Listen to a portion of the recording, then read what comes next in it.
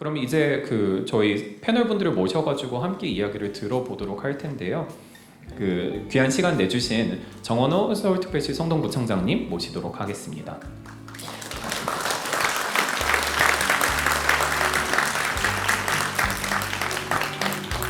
그리고 어떻게 보면은 그 저와 함께 성수동에서 소셜벤처빌리를 함께 만드는데 정말 큰 기여하셨고, 그다음에 이 크리에이티브 성수 전체 기획에도 굉장히 많은 역할을 하신 루틴팩트 허재영 대표님 모시도록 하겠습니다.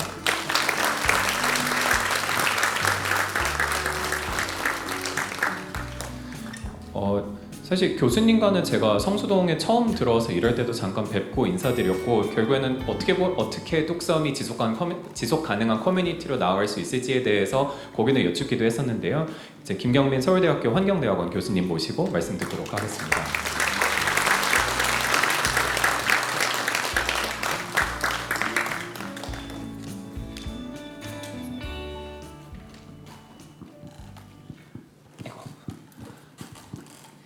다시 한번 바쁘신데도 시간 내주신 패널분들께 진심으로 감사의 말씀 드리도록 하겠습니다.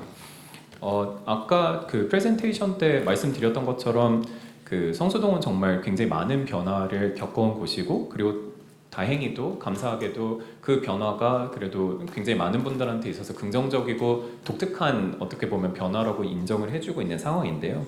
이제 그런 차원에서 그 공통 질문을 통해서 성수동이 거쳐온 변화에 대해서 어떻게 생각하시는지 여쭤보는데, 그때 그 잠깐씩 본인에 대한 그래도 추가적인 소개와 그 다음에 성수동 본인한테 있어서 성수동이 갖는 의미와 함께 잠깐씩 답변을 해주시면 대단히 감사드리도록 하겠습니다. 그럼 일단 먼저 구청장님부터, 사실 구청장님께 성수동이 어떤 의미인지를 여쭙는 게 조금 웃기기는 하지만 네, 부탁드리도록 하겠습니다. 성수동이 거쳐온 변화에 대해서. 네, 성수동은 이제 한강의 기적, 60년대 한강의 기적을 만들 때 어떤 산업의 중심적인 역할을 했었죠. 그러다가 이제 80년대, 90년대 들어오면서 약간 산업이 쇠퇴하면서 이제 조금 슬럼화되는, 2000년대도 슬럼화되던 곳이 다시 한번 아주 정열적인 젊은 혁신가들에 의해서 변화가 시도되었고, 그런 변화들이 민관 또 여러 가지 협력 사례들, 기업들 함께 해줘서 지금 아마 우리나라는 물론 전 세계적으로도 가장 핫한 그런 곳으로 변하고 있는 곳이 아닌가 싶습니다. 그 와중에도 여러 가지 이제 과제도 있고 또 성과도 있는 겁니다. 성과는 함께 나누고 과제는 또 함께 극복해야 될 그런 도전들이 또 우리한테 있는 것 같습니다. 네, 고맙습니다. 네, 감사합니다. 그럼 그 허재영 대표님, 그 성수동이 거쳐온 변화에 대해서 그 현장에 있었던 분으로서 어떻게 생각하시는지. 네, 안녕하세요. 저는 루트임팩트를 이제 경선님과 2012년 7월에 설립하고 2014년에 이제 성수동에 자리를 잡으면서 이 성수동과 연을 맺었는데요. 저 개인적으로는 서울 사람이 아니어서 이제 성수동으로 회사를 2014년 옮기면서 이제 그 회사 근처로 저도 이제 자취를 시작을 해서 1터와 3터가 이제 성수동에서 거의 지난 10년 가까이 시간을 보냈던 것 같아요. 그래서 직장인으로서 뿐만 아니라 이제 주민으로서 이 성수동의 지난 한 9년간의 변화를 좀 몸소 체험을 했던 것 같은데요. 네, 그 거쳐왔던 그 변화가 사실 너무나 빨랐고 또 변화무쌍했던 것 같아요. 그래서 사실은 그 한순간 한순간들이 정말 되게 기억에 남는 장면들이 많은데, 뭐 오늘 시간상 뭐 그 모든 걸 나눌 수는 없겠지만 제가 가장 크게 느끼는 변화는 일상적인 부분인 것 같아요. 예컨대 저희가 2014년에 성수동에서 미팅을 하려고 이제 외부 관계자들과 얘기를 하면 사실 성수동에 오겠다고 하는 사람이 없었습니다. 근데 지금은 내가 성수동을 가겠다, 그냥 올 생각하지 마라, 그리고 친구들과 뭐 약속을 잡더라도 우리가 성수동 갈게, 이런 이야기를 해요. 그래서 뭐 이곳에 뿌리를 두고 있는 입장에서는 정말 자부심이 느낄 수 있는 그런 순간들이 점점 더 많아졌던 게 단적으로 이 성수동의 변화를 얘기할 수 있지 않나라는 생각이 들고요. 이제 또 좋은 얘기만 할 수는 없으니까. 근데 솔직하게 한편으로 되게 살기 좋은 동네가 됐지만 한편으로 좀 상업적인 색채가 많이 늘어나고 있는 것도 최근 몇 년 사이에 좀 안타까웠던 부분 중에 하나인 것 같아요. 뭐 그게 모든 게 나쁘다고 부정하는 건 아닌데 혹시나 뭐 앞서도 잠깐 언급됐던 뭐 가로수길이라든지 뭐 경리단길이라든지 우리가 소위 젠트리피케이션의 전철을 밟았던 곳들이 있잖아요. 내가 애정하는 성수동 그렇게 되지 않았으면 좋겠는데 어떻게 해야 하지? 어떻게 하면 좋을까? 이제 이런 좀 물음표를 요새 안고 사는 것 같아요. 그게 제가 성수동에 지난 9년간 살면서 느꼈던 변화이자 현재 가장 큰 고민인 것 같습니다.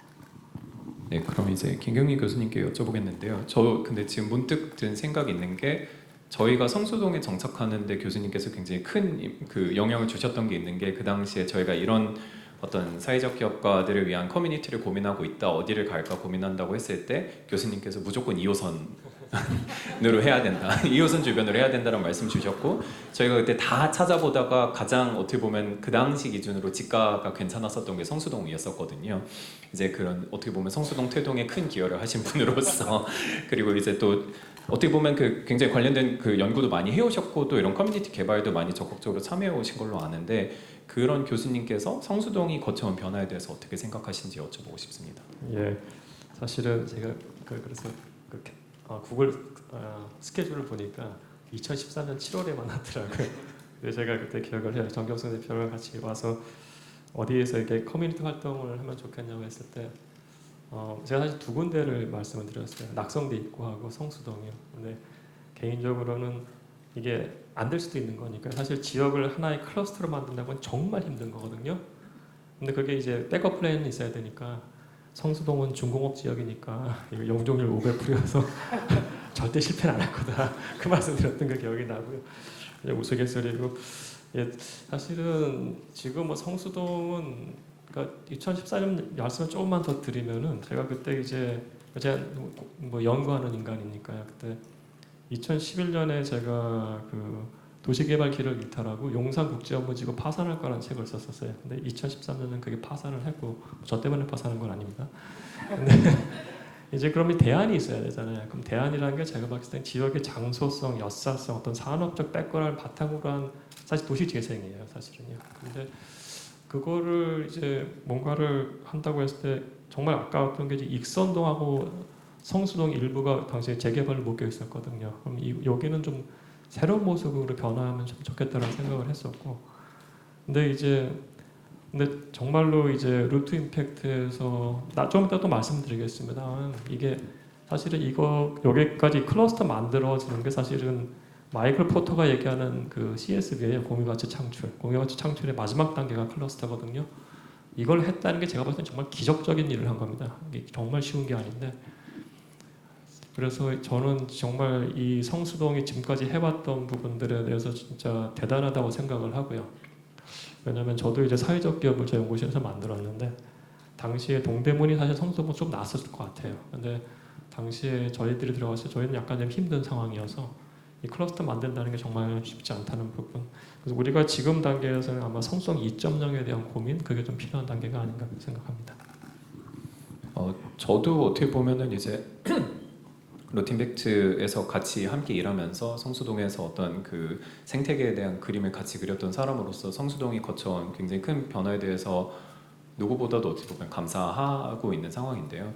근데 이제 어떻게 보면은 그 당시 처음에는 저는 굉장히 성수동이라는 보다 큰 담론이 있지만 그 안에서도 저희가 돕고자 하는 사회적 기업들과 비영리 단체들 그리고 체인지 메이커들이 어떻게 더 잘 됐으면 좋을까라는 어떻게 보면 그 굉장히 국소의 커뮤니티에 대해서 먼저 고민하고 있었고 그 어떻게 보면 그분들만의 생각을 하고 있었는데 이제 10년이 지나고 보니 그래서 우리 그 소셜벤처 밸리가 뭔가 느낌적으로는 성수동이라는 굉장히 독특한 문화에 기여를 한 거는 맞는 것 같은데 그래서 구체적으로 그냥 어떤 지역 주민들의 삶의 개선을 한다던가 아니면 지역 경제를 활성화하는데 어떤 기여를 했는가 이런 부분들이 좀 궁금해지기는 하더라고요. 그래서 뭔가 저희가 처음부터 다시 할 수 있다면 저는 약간 그런 데이터들도 조금 더 수집을 하고 싶지 않았을까라는 약간의 그 생각이 듭니다.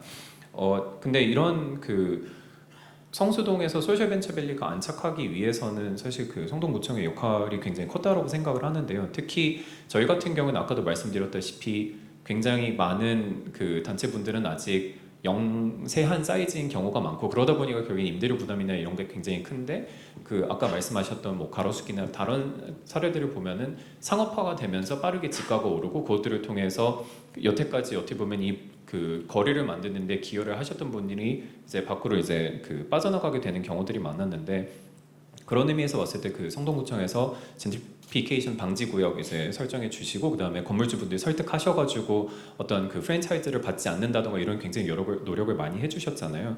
그래서 이 젠트리피케이션 방지와 어떤 지속 가능한 커뮤니티로 만들기 위해서 성수동을 지속 가능하게 만들기 위해서 그 여태까지 성동구에서 해오셨던 일들 중에서 좀 구청장님께서 좀 애착이 가는 프로젝트들이 있다면 어떤 게 있는지 그리고 당시에 좀 참고하셨던 사례가 있다면 어떤 게 있는지 궁금합니다.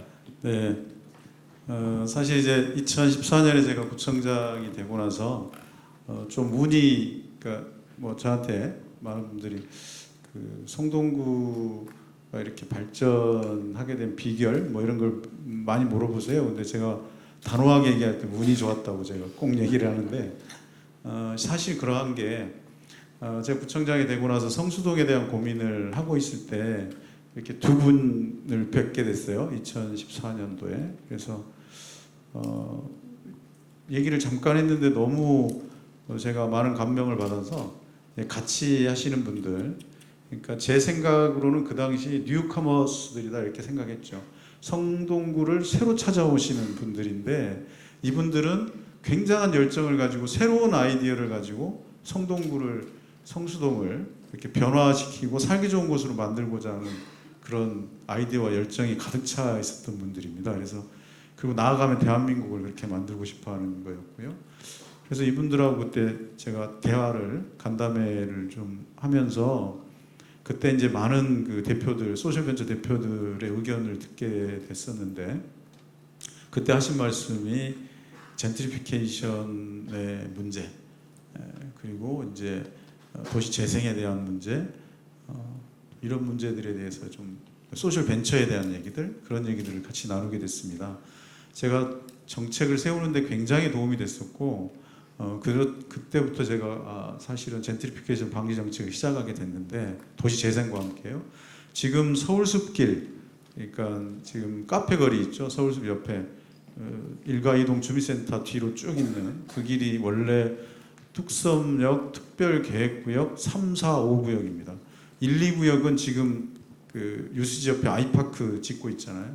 1, 2구역은 제가 구청장 됐을 때 이미 재개발이 상당히 진행이 돼가지고 그건 이제 뒤로 해제시킬 수가 없는 상황이었고 그래서 지금 카페거리로 되어 있는 3, 4, 5구역을 주민들을 설득해서 도시 재생 지역으로 이제 바꾸게 되고 재개발을 해제시키고 도시 재생 지역으로 바꾸고 서울시의 지원을 받아서 그 지역을 도시 재생 사업을 시작하게 됐습니다. 그래서 지금 그곳에 이제 도시 재생을 하려고 보니까 도시 재생 지역이 어김없이 발생하는 게 젠트리피케이션이더라고요. 그래서 그거를 동시에 시작합니다. 젠트리피케이션 방지 작업과 도시 재생 사업을.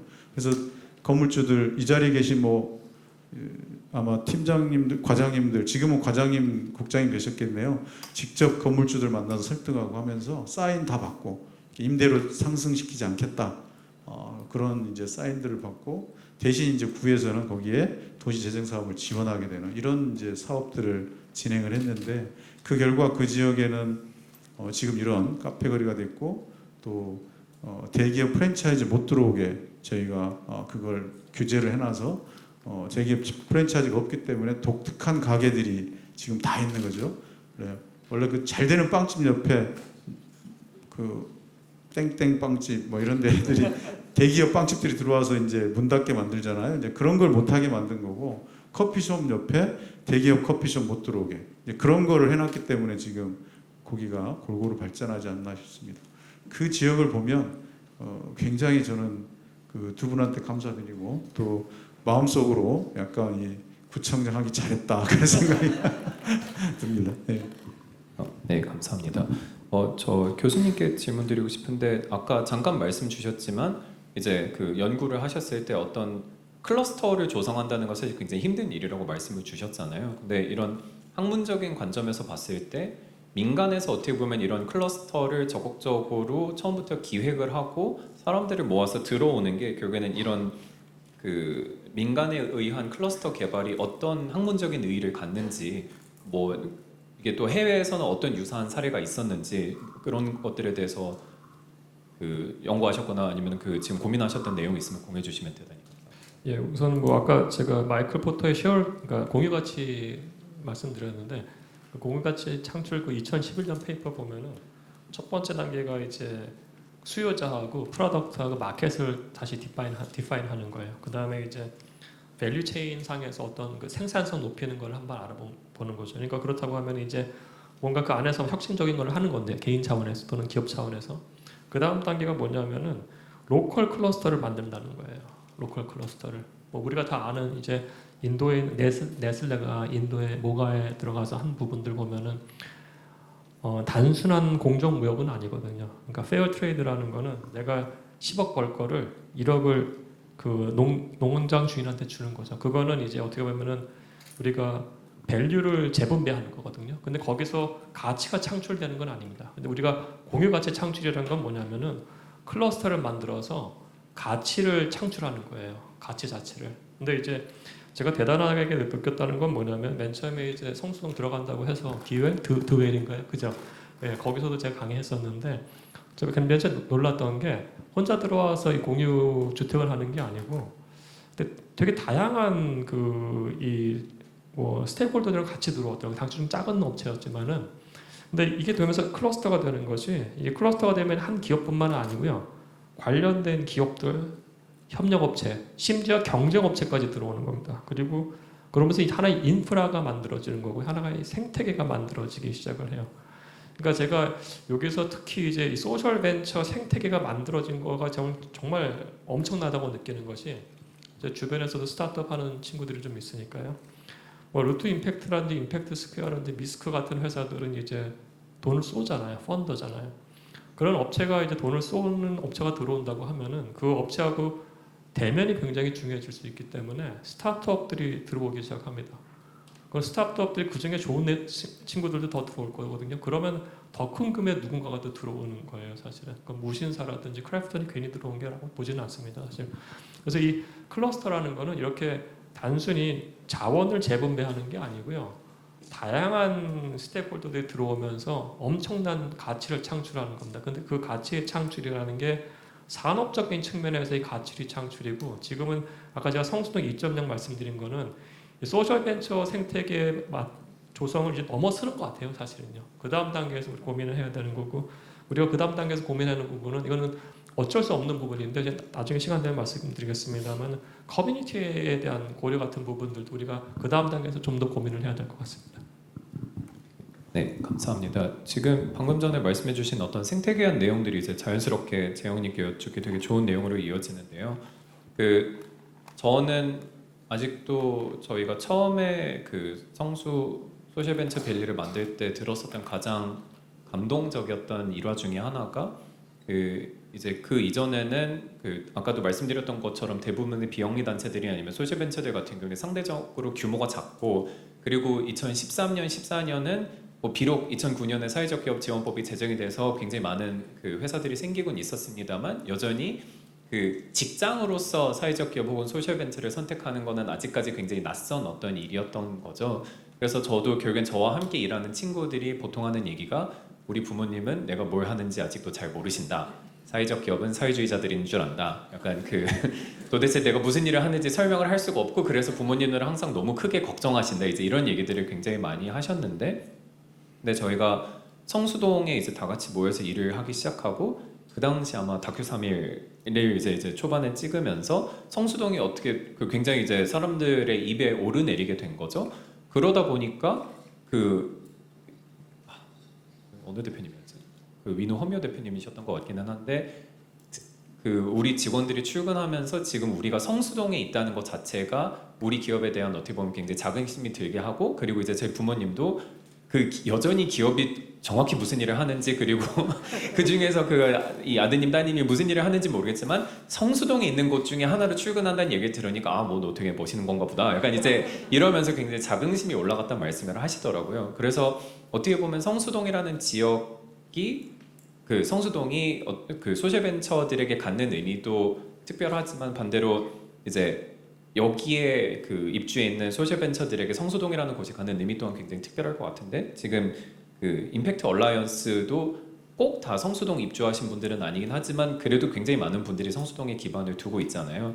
이제 루틴팩트뿐만 아니라 또 이 뭐 임팩트 얼라이언스에 대해서 조금 더 설명해 주시겠지만 그 다양한 임팩트 기관들을 모여 있는 연대 장으로서 이 임팩트 단체들에게 있어서 성수동이란 어떤 의미를 갖고 있는지 어떤 의견들을 나누시고 계신지 허재영 대표님께 여쭈고 싶습니다. 네. 제가 본 소속은 이제 루트 임팩트인데요. 또 제 부캐가 이제 임팩트 얼라이언스라는 협의체 이사장으로 있습니다. 네, 그 임팩트 얼라이언스를 이해를 돕기 위해서 간략하게 설명드리면 그 사회 환경적 문제를 푸는 것에 주 목적을 두고 있는 회사나 단체들 그리고 이들을 지원하거나 투자하는 회사들이 있거든요. 이런 분야를 막론하고 이런 목적을 가지는 회사들이 모인 일종의 협의체, 뭐 또 흔히 보시는 그런 협회랑 비슷한 목적으로 만들어진 곳이라고 보시면 됩니다. 이런 임팩트 얼라이언스에서 주로 하고 있는, 그러니까 만들어진 동기이자 가장 크게 하고 있는 일 중에 하나가 사실은 이 현장의 여러 다수의 조직들의 목소리를 대변해서 관련된 정책이나 입법에 이제 실제적인 목소리를 반영을 할 수 있도록 하는 거거든요. 그래서 뭐 대표적인 성과 중에 하나가 이제 몇 년 전에 그 벤처 기업 특별 지원법 하위에 소셜 벤처라는 그 용어를 이제 반영을 했거든요. 그 법안을 수정하는 과정에서 그때 이제 저희가 임팩트 얼라이언스 이름으로 목소리를 모으고 어떠한 방향으로 이제 이 법 제도가 활용될 수 있으면 좋겠는지에 대한 이제 현재 기업가들과 이 구성원들의 목소리를 전달하는 역할을 했었습니다. 그래서 이제 그런 협의체가 이제 임팩트 얼라이언스인데요. 그 임팩트 얼라이언스에게 성수동이 갖는 의미는 사실은 엄마입니다. 그 무슨 뜻이냐면 성수동이 있었기 때문에 사실 임팩트 얼라이언스라는 이런 협의체가 만들어질 수 있었어요. 즉 저희가 아까 2014년부터 이제 몇몇 회사들이 성수동에 함께 모여서 우리가 이 동네를, 이 마을을 어떤 이런 체인지 메이커들이 함께 모여서 일하고 살아가는 동네로 만들자 이런 뜻을 품고 이제 몇몇 회사들이 모여든 게 사실 시작이었는데 이런 회사들이 모여서 조금씩 이제 그 규모가 만들어지고 더 많은 회사들이 모여들기 시작했을 때 사실 그 과정에서 정말 많은 대화를 나눴고 교류를 했고 그러면서 서로 간에 신뢰를 쌓을 수 있었거든요. 근데 사실 모든 협력이라는 것은 신뢰관계가 있지 않으면 지속 가능하지 않다고 저는 생각해요. 일회성으로 협업할 수 있지만 사실은 이제 그 신뢰관계가 있어야지만 지속 가능한 협력을 할 수 있고 특히 좀 크고 복잡한 협업을 할 수 있다고 생각하거든요. 왜냐하면 협력이 쉽지 않잖아요. 우리 모두 해봐서 알지만 집에서도 협업은 쉽지 않잖아요. 네, 그렇기 때문에 다른 회사들이 모여서 협업한다는 건 정말 쉬운 일이 아닌데 2014년부터 이제 임팩트 얼라이언스가 만들어졌던 2019년까지 약 5년 동안 다양한 회사, 특히 이제 창업가들 중심으로 그 신뢰와 협력을 쌓아올 수 있었던 것 같아요. 그랬기 때문에 임팩트 얼라이언스라는 게 만들어질 수 있었고 그 임팩트 얼라이언스가 만들어졌기 때문에 그 후에 여러 가지 뭐 중앙정부와의 소통이라든지 이런 공식적인 협력 그리고 법률 제도적인 측면에 그 기여할 수 있는 부분이 생겼던 것 같아요. 그런 의미에서 이제 성수동은 정말 그 엄마 같은 존재라고 할 수 있고요. 그 하나만 더 말씀드리면 그 임팩트 얼라이언스라는 곳이 성수동이 있었기 때문에 앞서 말씀드렸던 그 신뢰에 기반해서 협력을 경험할 수 있었던 것 같아요. 이 협업이라는 것도 일종의 역량이라고 저는 생각을 하고 그 역량을 쌓기 위해서는 다양한 시행착오와 이 경험이 필요한 것 같은데 물리적으로 이제 근접해 있기 때문에 사실은 더 많은 협업, 그게 큰 종류의 협업이든 좀 사소하고 좀 작은 수준의 협력이든 그 케이스를 되게 많이 쌓아왔던 것 같아요. 그래서 이 성수동이라는 어떤 이제 교수님께서 클러스터라는 표현을 써주셨는데 이런 성수동 지역 기반의 클러스터가 있었기 때문에 협업을 더 많이 경험하고 더 자주 경험하고 그래서 협력할 수 있는 힘을 길렀던 것 같아요.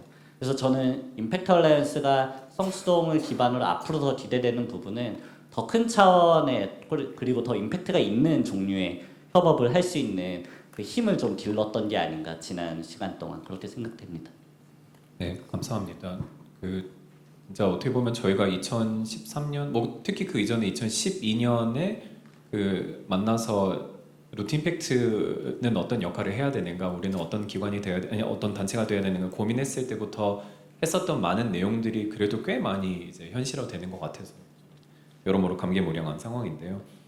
저는 어떻게 보면 이 소셜 벤처들에게 있어서 임팩트 얼라이언스에게 있어서 성수동이 갖는 의미를 여쭤봤던 것처럼 이제 그럼 다시 또 그 구청장님께 성동구의 성수동 안에 사실 그 소셜 벤처 밸류는 이제 어떻게 보면은 작은 부분 중에 하나라고 생각을 합니다. 워낙 다들 잘 아시는 것처럼 원래 그 이전부터 뭐 수제어거리나 어떤 제조업 기반이 분명히 존재하고 있었고, 그리고 굉장히 많은 예술문화 클러스터가 생겼고, 또 이제 2013년을 지나서 지금으로 오면서 굉장히 많은 스타트업들과 뭐 식당 카페들과 이제 굉장히 여러 가지를 섞이면서 이 성수동이라는 어떤 하나의 큰 문화를 만들어 나가고 있는데요. 근데 그럼에도 불구하고 저희가 성수동의 편에 어느 정도 지분이 있다라고 이제 자신감이 있는 상황에서 그 구청장님께서 생각하시는 소셜벤처밸리의 역할이 무엇인지, 그리고 앞으로 어떤 거를 더 기대하시는지, 그리고 또 성수동 안에 있는 이 소셜벤처밸리가 계속 성장하는데 앞으로 구청에서 또 어떤 그 계획이 있으신지 여쭙고자 합니다. 네, 먼저 그 소셜 벤처라는 것을 이제 우리나라에 소개하고 알리고 한 게 이제 이 두 분들이시고, 또 구청으로 지자체로 보면 이제 저희 성동구에서 해서 이걸 너무나 좋은 이런 그 소셜 벤처인데 이걸 좀 알려야겠다 싶어서 저희가 소셜 벤처 지원 정책을 이제 처음으로 실시하고 소셜 벤처 엑스포를 열어서 이제 올해 7회차인가요? 이렇게 이제 해왔는데, 이게 사실은 성수동을 지금의 성수동으로 만드는데 정말 결정적인 역할을 했다 이렇게 생각합니다. 왜냐하면 이 소셜 벤처들이 성수동에 집적하고 클러스터를 생태계를 형성했다라고 하는 것이 자체가 다른 기업들이 올 때 그런 마인드로 오게 되더라고요. 그래서 지금 SM이나 모신사나 크래프톤 이런 분들이 올 때도 지역사회에 어떻게 기여할까 이렇게 생각하고 오더라고요. 그래서 SM이 올 때도 성동구랑 어떻게 협업을 어떻게 했으면 좋겠냐 먼저 물어보고 오게 되고, 무신사도 마찬가지고, 대표적으로 무신사 같은 경우는 왔지만 저희랑 어떻게 협업하면 좋겠냐 해서 지역 내에 있는 그런 여러 이 소상공인 또 힘든 상공인들을 이렇게 육성시키는 사업들을 무신사에서 하기로 하고 지금 진행을 하고 있잖아요. 예를 들면 이제 이런 방식으로 성동구에 오고자 하는 기업들은 소셜 벤처적인 그런 가치를 공유하기 위해서 오는 것 같다. 그리고 오는 기업들은 공유하더라. 그렇게 지금 되고 있어서 성수동의 이미지를 만들고 성수동의 오늘을 만드는데 소셜 벤처가 정신적으로 또 이 문화적으로 굉장한 기여를 했다 이렇게 생각하고요. 앞으로도 우리 소셜 벤처는 저희 성동구가 지속적으로 이렇게 성장하는데 성동구와 소셜 벤처가 함께 간다 이렇게 생각하시면 좋을 것 같습니다. 네, 대단히 감사합니다. 앞으로도 기대가 많이 되고 있는데요. 지금 저희는 여태까지 한 내용들은 다 아름답고 평화롭고 행복하고 즐거운 내용들이었지만, 그럼에도 불구하고 아쉬움이 없다고 하면은 그거는 거짓말일 텐데요. 뭐 저 같은 경우에는 뭐 오늘 세션에 잠깐 어딘가에 언급이 되기는 했었지만, 지금 학계 민간단체 이제 관 역할하고 거기서 자본의 역할도 잠깐 말씀드리는 게 아마 저의 역할일 것 같은데, 저의 가장 큰 아쉬움 중에 하나는 처음에 2013년에 밸리를 만들 때 더 많은 땅을 사지 못했다인 건데, 돈을 벌겠다가 아니라 그때 가장 많이 고민했었던 부분이 결국에는 임대료 상승은 어떻게 보면 불가피한 부분이라고 생각을 합니다. 동네가 매력적이 되면 더 많은 분들이 여기 와서 뭐 집을 사거나 아니면 뭔가 새로운 사업을 하거나 여러 가지를 하고 싶어 할 테니까 그 매력도가 올라가면서 경쟁력이 생기고, 그러면서 지불하고자 하는 가치가 커지는 거는 매우 지극히 당연한 어떤 그 시장 자본주의 사회에서 당연한 일인데요.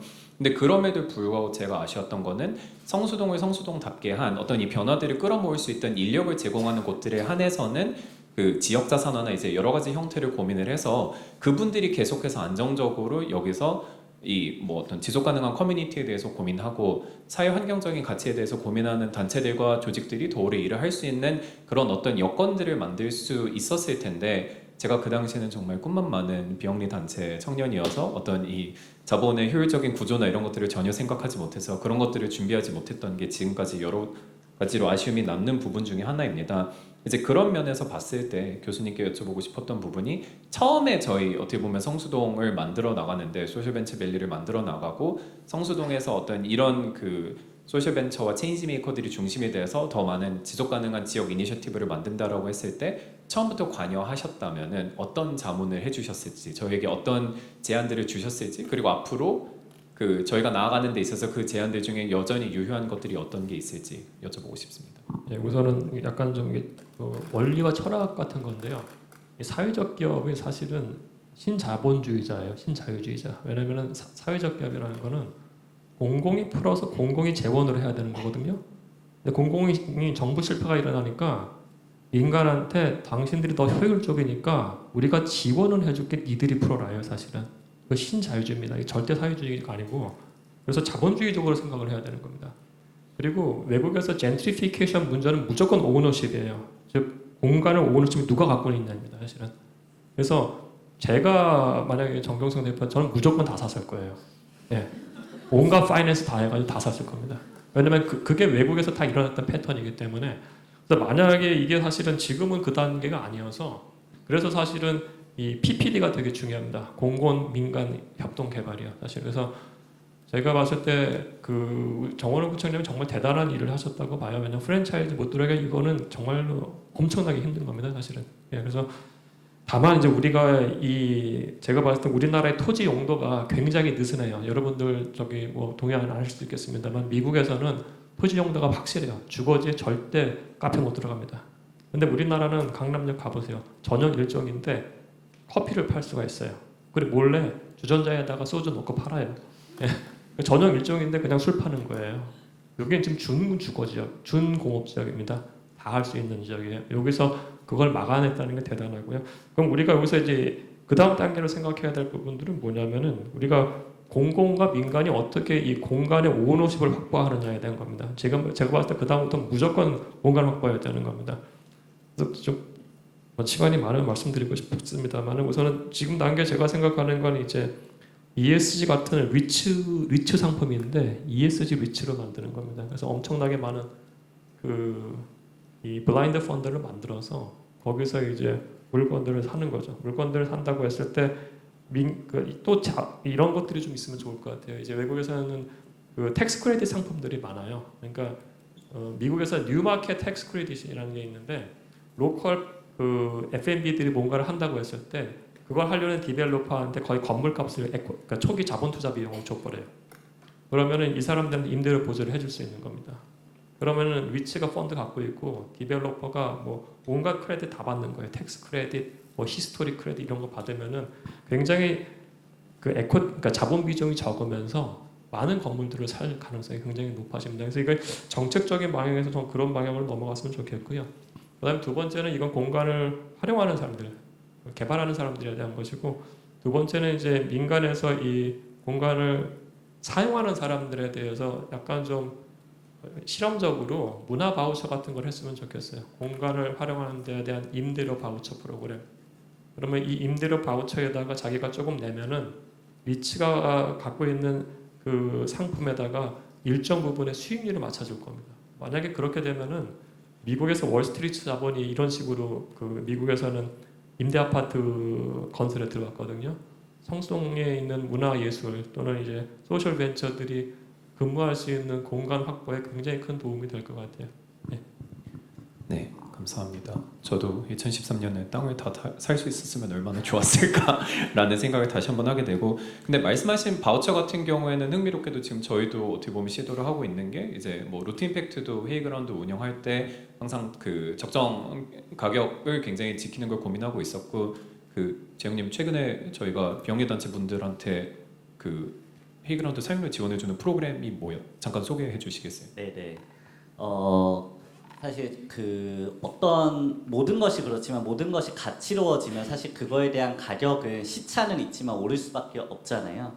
사실 성수동이 이제 더 좋은 곳이 되길 바라는 마음으로 왔기 때문에 사실 그 타이밍을 예측하지 못했지만 결국은 이제 젠트리피케이션 자체는 발생할 수밖에 없다고 저희도 생각을 했었고, 그래서 사실 헤이그라운드를 준비를 했었던 거거든요. 그래서 헤이그라운드 안에서만큼은 이런 사회환경적 문제를 풀어가는 회사들과 사람들이 좀 덜 걱정하면서 일종의 둥지 같은 역할을 하길 바라면서 헤이그라운드 시작했습니다. 그래서 헤이그라운드 같은 경우는 지금도 이제 헤이그라운드와 유사한 수준이나 종류의 다른 공유 오피스, 그러니까 민간 공유 오피스 대비 적게는 20에서 40% 정도 그 낮은 가격으로 지금 이용을 하고 계신데요. 그게 가능한 게 이제 이 뜻에 그 힘을 실어주시는 이제 후원사 분들이 계시기 때문인 거죠. 그래서 저희는 어떤 입주사가 입주 신청을 했을 때 어떤 문제를 해결하고자 하고 어떻게 풀어가려고 하고 앞으로의 계획이 무엇이냐, 그리고 이 커뮤니티에 어떤 걸 기여할 수 있겠는가, 이런 종류의 질문들을 하고 그 결과를 바탕으로 가격을 이제 제시를 드리는데, 단순하게 얘기하면 더 많은 사회 환경적인 임팩트가 기대될수록 더 낮은 가격에 헤이그라운드에 입주할 수 있는 구조예요.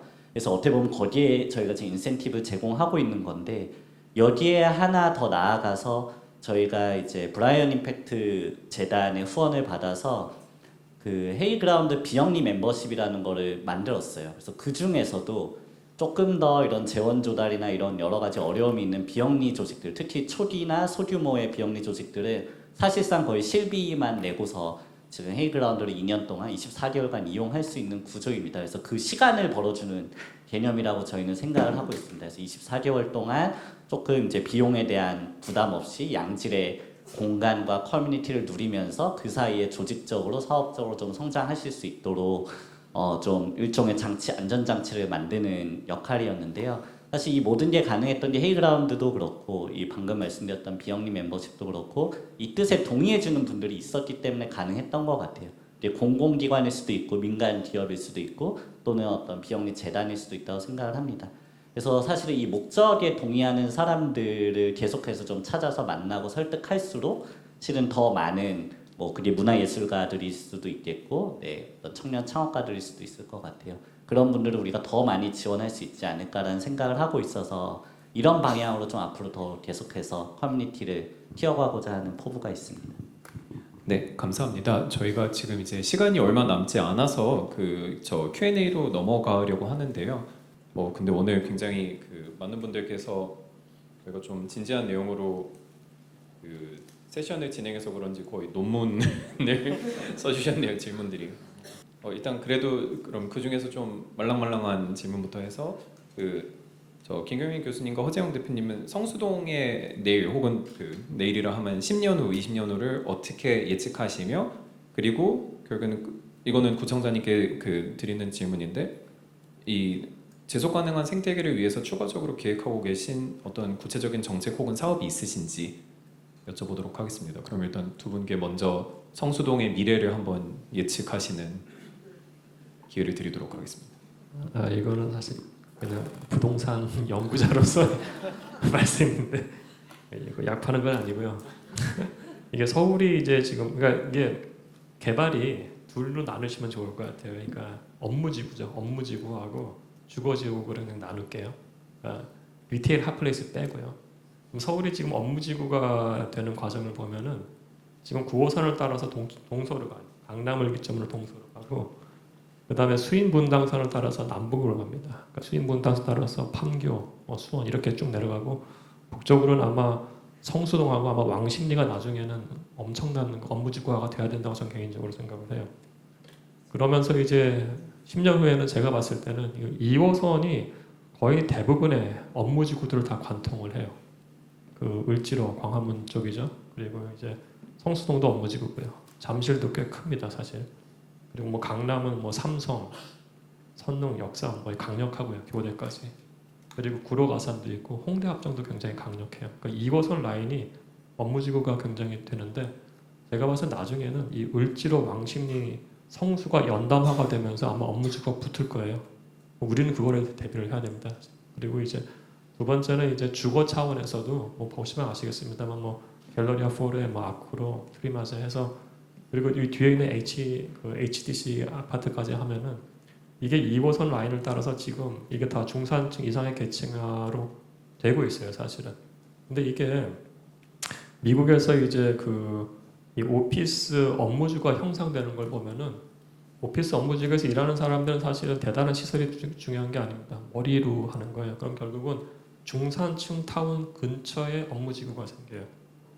과거의 CBD는 뭐 당연히 그때 종로 쪽에 많은 분들 살았고요. 여의도에 그 주거 개발되면서 증권 거래소 있으면서 이제 YBD 된 거. 강남 먼저 1970년대 초중반에 반포 압구정되고 중산층화되면서 이제 업무지구화 된 거. 분당도 마찬가지입니다. 제가 봤을 때 그래서 성수동은 앞으로 이 주거 중산층 이상의 주거지 플러스 업무지구로서의 한 축이 될 가능성이 굉장히 높다고 봅니다. 거기에 대한 준비를 하면 좋을 것 같다는 생각이 들어요. 저는 교수님 같은 식견이 없기 때문에 예측은 어렵고 희망을 좀 얘기하고 싶은데요. 어쨌든 미래는 또 한편에서 만들어가는 사람들의 몫이기도 하니까 희망을 좀 말씀드리면 앞서 말씀해주신 것과 좀 연결돼 있는 것 같아요. 많은 젠트리피케이션의 그 문제로 좀 어려움을 겪었던 지역들과 가장 큰 차이점 중에 하나가 회사들이 많이 집적해 있다는 게 가장 큰 차이라고 생각합니다. 즉 어떤 쇼핑과 관광 목적으로 오는 사람만 있는 것이 아니라 월요일부터 금요일까지 이제 상당한 시간을 보내는 이제 회사의 구성원들이 매일 출퇴근을 하는 동네라는 점이 좀 다른 특성이고 그걸 어떻게 앞으로 우리가 만들고 싶은 미래에 활용할 것이냐 사실은 그런 측면에서 좀 도시계획이 좀 필요하다고 저는 생각이 되고요. 그 관련된 주체들이 그걸 좀 자산으로 활용했으면 좋겠다라는 생각이 있습니다. 그리고 다른 하나는 결국 젠트리피케이션의 그 경험을 크게 했던 곳들이 결국 문화적으로 되게 획일화됐다고 생각해요. 먹고 마시고 뭐 소비하고 그냥 떠나는. 근데 사실은 그게 점점 더 큰 자본이 몰려들수록 좀 비슷해질 수밖에 없다고 생각을 하거든요. 기본적으로 또 우리나라가 문화적인 측면에서 다양성이 갖는 힘이 토대가 아주 굳건한 상태는 아니기 때문에 그렇게 흘러갈 가능성이 더 높다고 보는데 성수동은 너무 이제 운이 좋게도 정말 다양한 색깔과 특성을 가진 문화예술 주체들, 뭐 컨텐츠, 엔터, 뭐 패션 정말 넓은 의미의 어떤 문화, 라이프스타일의 그 주체들이 생산자들, 소비자들이 함께 모여 있을 수 있는 곳인 것 같아요.